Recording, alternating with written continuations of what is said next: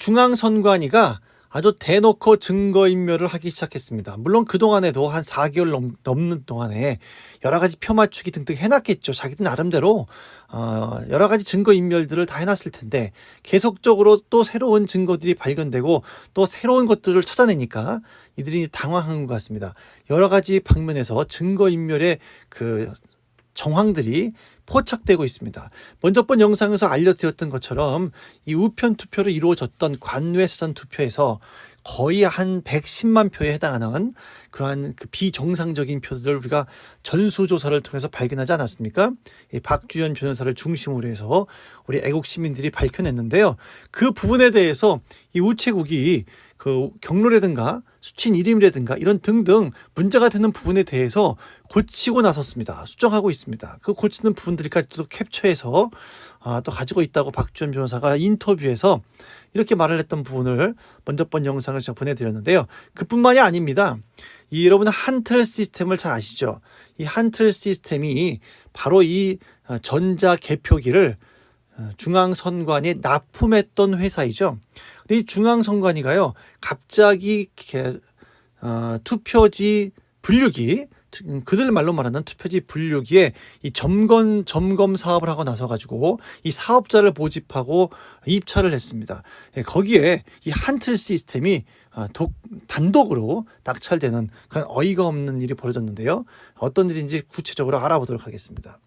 자, 먼저 민경욱 의원이 페이스북에 이런 말을 남겼어요. 말이 좋아 투표지 분류기 점검 사업이지 1억 원 넘는 4.15 부정선거 증거인멸 작업이 결국 100%의 투찰률로 한 틀에 낙찰됐습니다. 무슨 말이냐면요. 이 점검 사업에 참여할 그런 사업자를 이렇게 입찰을 받았는데요. 그냥 한 곳밖에 입찰한 데가 없는 것이죠. 투찰률 100%다. 한틀 시스템만 입찰을 해서 한틀 시스템이 낙찰이 됐다라는 이런 표현이 되겠죠. 자, 그럼 뭐 대놓고 완전히 뭐 대놓고 너네가 만들어 놓은 범죄의 기구를 너네 스스로 빨리 처리해라 뭐 이런 거 아닙니까? 그거를 갖다가 납품했던 회사가 한틀인데 그것도 선관위가 짜고 치는 고습했을 거 아니에요. 어떠한 방식으로 어떠한 장비들을 갖다가 부착을 시켜서 어떠한 기능을 할 수 있게끔 이렇게 만들어라고 만들었을 거 아닙니까? 근데 그 회사에다가 이제 점검 사업을 맡긴다고요. 지금 이제 개표가 얼마 안 남았고 이제 뭐 대법원에서 개표하겠다 하고 뭐 성명 증명서를 보내라 뭐 이런 일들이 진행되고 있는 가운데 뭐 곧 개표하겠다 이달 안에 개표하겠다고 하지 않았습니까? 그런 상황에서 갑자기 이 중요한 증거에 해당하는 이 투표지 분류기의 점검 사업을 한다고요. 그것도 그 투표지를 그 분류기를 만들었던 한틀 시스템에다가 그걸 맡겨서 점검을 하겠다. 자, 이게 좀 완전히 그냥 눈 뜨고 코베 가는 듯한 그런 상황 아닙니까? 이 증거인멸을 아주 대놓고 하고 있는 거 아니겠습니까? 자세한 내용을 다시 한번 알아보겠는데요. 바로 이것이 이 물품 개찰 결과 상세 조회에서 조회를 해본 거예요. 이 부분에 입찰 공고 번호가 쭉 나와 있고요. 거기 보면 공고명이 투표지 분류기 점검 사업이라고 돼 있고요. 이 공고 기간은 조달청 서울지방조달청으로 돼 있고요. 그러면서 쭉 보면은 수요 기관이 중앙선거관리위원회로 되어 있지 않습니까? 집행관이 신현진으로 되어 있습니다. 자, 이런 식으로 공고가 나갔는데 여기에 어떻게 된다 결과를 보세요. 이 결과 보면 한 회사밖에 입찰을 하지 않았어요. 주식회사 한틀 시스템인데 거기 대표자 윤경준으로 되어 있죠. 예, 이 회사가 낙찰이 됐습니다. 왜? 100%예요. 투찰률 100%. 자, 이렇게 다른 회사들에게는 아주 입찰할 뭐 기회도 안 준 것이 아닌가라는 의심이 들고요. 뭐 다른 회사들이 입찰하고 싶겠습니까? 이 부정선거의 흔적을 지우고 감추는 일에 누가 참여하고 싶겠습니까? 한틀이야 자기네가 만든 기계니까 자기네가 만든 것 자기네가 끝내겠다라는 거 아니겠어요? 이렇게 대놓고 증거인멸을 하고 있습니다. 이것이 얼마나 큰 문제인지를 조금 더 알아보겠습니다. 자, 지난 6월 달에 말입니다. 6월 11일이었네요. 4.15 부정선거 국민투쟁본부가 전자개표기 납품 회사인 한틀 시스템을 대검에 고발을 했습니다. 자, 그렇다면은 지금 한틀 시스템은 고발을 당한 당사자인 거죠. 고발을 당한 당사자예요. 그것도 왜 고발당했냐면요. 그 내용을 보니까 이거 고발장이고요. 여기 보면은 뭐 공직선거 위반법, 쭉 나오죠. 허위 공문서 작성, 공용 물건 손상, 위계 공무 집행 방해, 여러 사람을 동시에 고발했는데요. 여기서 한틀 시스템 대표이사 윤경준이라고 되어 있는 피고발인이죠. 그 사람은 그 한틀 시스템은요, 공직선거법 위반, 투표 증감에 해당하는 부분으로 고발을 당한 겁니다. 자, 그러면 고발을 당한 피고발인이 신분인 거죠. 이 한틀 시스템 자체가. 그리고 그 고발 당한 이유가 투표를 증감했다는 거예요. 뭘 이용해 갖고 투표지 분류기를 이용해 가지고 투표를 증감시켰다는 거죠. 어느 한 후보에게는 더 많은 투표를 주고 어떤 후보의 투표는 덜 주고 하는 이러한 선거법을 위반했다는 건데, 그거의 핵심 증거가 바로 그 투표기 분류기인 거잖아요. 그거를 점검 사업을 한다고요. 이 회사에다 맡겨가지고 이 회사가 만들어서 그거 갖고 부정선거가 이루어졌는데, 그거를 만들어 부정선거로 해 공범인 그 회사가 다시 이 기계를 점검한다고요. 개표를 얼마 안 남겨놓은 상태에서. 이게 도대체 말이 되는 얘기입니까? 그 당시에 신문 기사를 보면 이렇게 돼 있습니다. 4.15 부정선거 국민투쟁본부 상임대표 민경욱은 2020년 6월 10일 날 오후 5시 전자개표기 업체 한틀 시스템 중앙관리위원회 조혜주 상임위원, 사전투표 및 개표 공개 시연의 자료집을 작성한 중앙선관위 직원, 전자개표기 랜카드를 탈거한 중앙선관위 직원 등을 이제 공직선거 위반법, 투표 증감, 이게 한틀 시스템에 해당하는 거죠. 위계 공무 집행방해, 허위 공문서 작성, 공용 물건 손상 혐의, 이 다른 사람들에 해당하는 혐의가 되겠습니다. 대검찰청이 이렇게 버젓이 고발을 했다고요. 피고발인 생분인 거죠. 지금 현재에.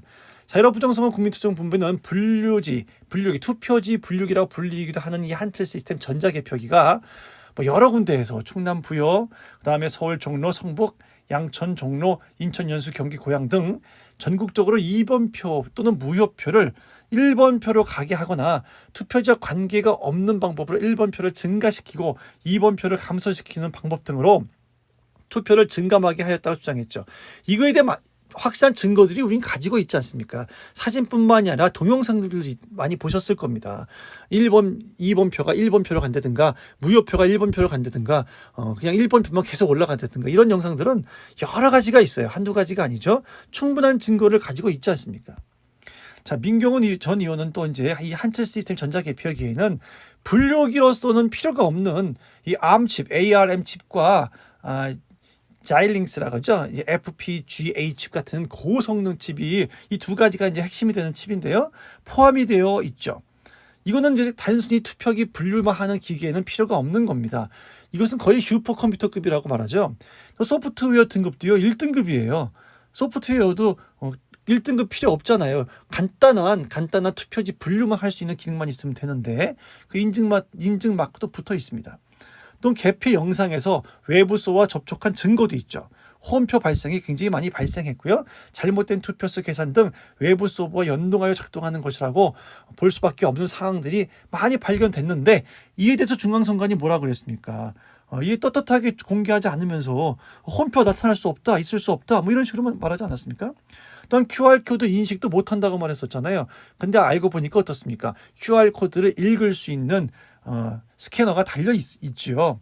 그리고 이제 여기 중요한 것은 또 직원이 랜카드를 제거했다라고, 자신이 탈거했다라고 자백했지 않습니까? 시연회 때. 근데 공식 문건에 보면 랜카드가 제거된 상태에서 납품이 되었다. 즉, 이 한틀 시스템이 이 랜카드를 제거한 다음에 이 선거관리위원회 납품했다는 거예요. 그런데 시연회 때 직원은 뭡니까? 본인이 그걸 탈거했다라고 자백했지 않습니까? 그 다음에 혼이표가 엄청나게 많이 발생했죠. 한 군데도 아니고 여러 군데에서 한두 표도 아니고요. 아주 많은 혼표가 이루어졌는데 그냥 단순히 혼입될 수 없다라는 아주 간단한 해명만 내놓고 아무것도 증명하지 않았지 않습니까? 이렇게 국민을 기만하고 거짓말을 해가면서 공표를 했던 선관위입니다. 바로 그 기계를 납품했던 회사, 거기가 한틀 시스템이에요.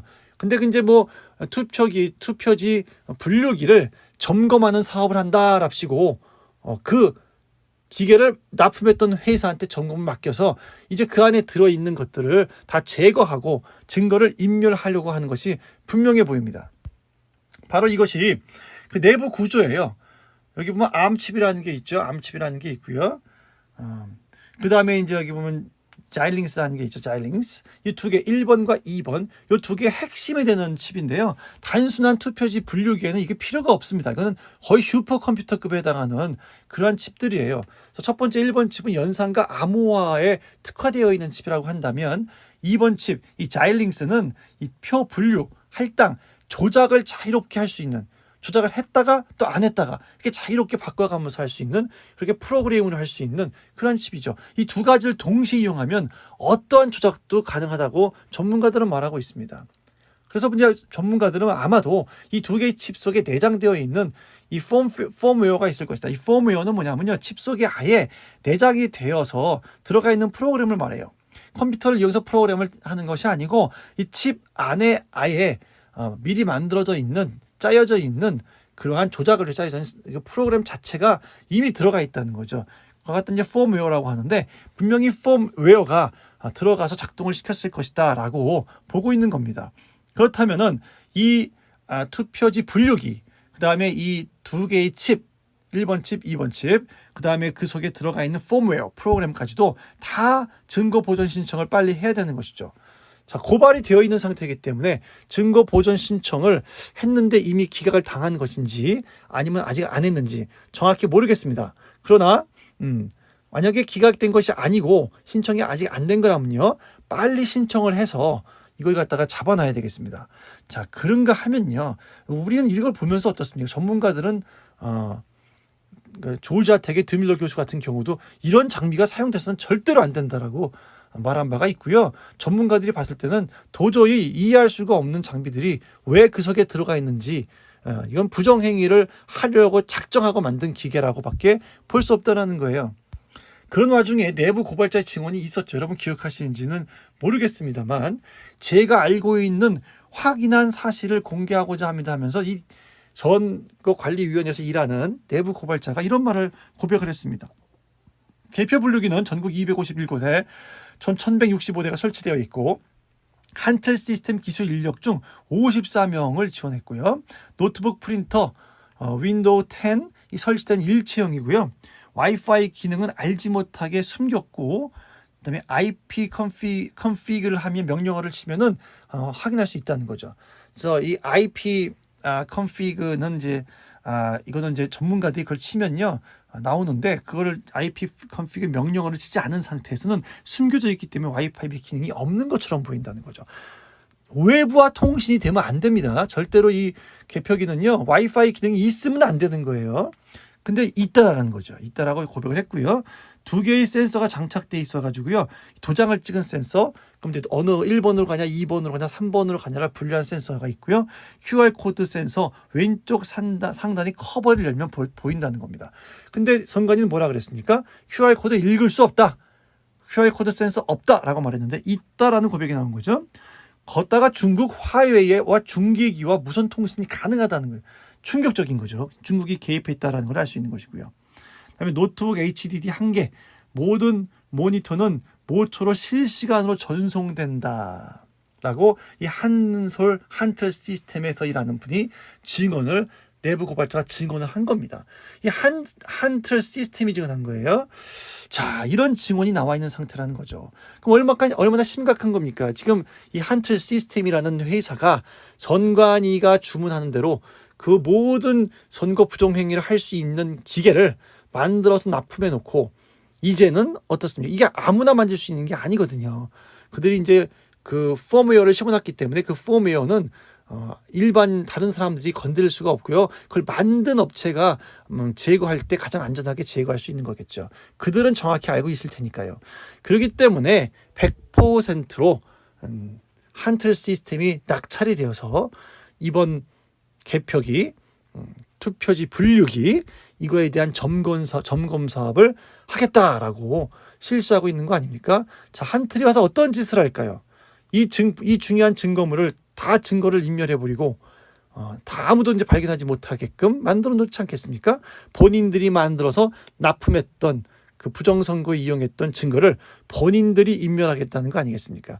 자, 이거 가만히 두면 안 되겠죠. 자, 빨리 담당하시는 변호사님들이나 관련된 분들은 이 기계뿐만이 아니라 그 속에 들어가 있는 펌웨어까지 다 보존 신청을 하셔야 됩니다. 어떤 방법을 통해서든지요.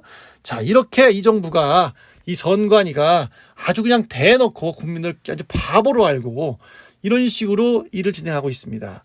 자, 그래놓고 자기들은 아무 문제가 없다, 우리 그냥 점검하는 거다, 이렇게 이름을 씌워놓고 증거인멸을 대놓고 하고 있습니다. 우체국과 손잡고 또 우체국의 우편 투표에 대한 증거인명도 하고 있는데요. 그 많은 증거를 인멸하려면 참 바쁠 것 같습니다. 자, 우리는요 이미 충분한 증거를 확보하고 있지만 더 확실하게 하기 위해서 이 모든 증거 인멸하는 것을 그냥 두면 안 되겠고요. 발빠르게 움직이셔가지고 이 모든 것들을 하지 못하도록 우리가 막아야 될 것 같습니다. 자, 오늘 영상 여기까지 할게요. 이 뻔뻔한 선관위, 이 뻔뻔한 이 문정부를 빨리 우리가 끌어내려야 될 것 같습니다. 자, 다음 영상에서 다시 뵙도록 하겠습니다. 감사합니다. 안녕히 계세요.